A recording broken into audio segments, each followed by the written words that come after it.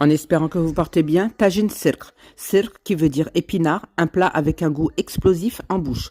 Lorsque vous allez reproduire ce plat, l'épinard ne prendra pas du tout le goût dessus. Dans cette recette, c'est la saveur du mtoum que vous allez retrouver. Le mtoum, c'est un plat à base de boulettes de viande hachée, d'ail en sauce blanche. Partagez, republiez un maximum. Dans un faitout, mettez 4 à 5 têtes d'ail, de l'huile, des pois chiches. Les pois chiches, je les ai précuits au préalable car ils étaient au congélateur.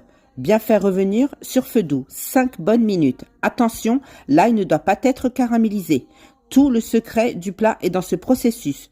Pour les épices, sel, poivre, une pointe de cumin et un petit bâton de cannelle. Ajoutez 1 litre d'eau chaude et laissez réduire la sauce.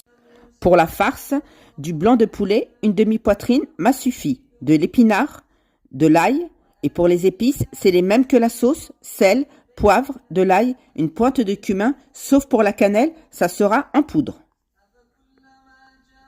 Battez un œuf entier, j'ai eu besoin que de la moitié, de la chapelure, puis malaxez le tout. Façonnez les croquets de la taille que vous désirez. J'ai fait des boulettes et des boudins.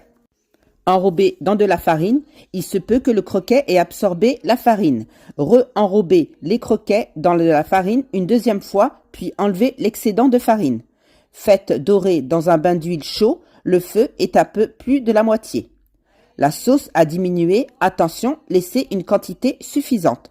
Plongez les croquets, la sauce va s'épaissir au contact des croquets qui ont été enrobés de farine. La farine joue le rôle du liant. Déposez dans un plat et dégustez.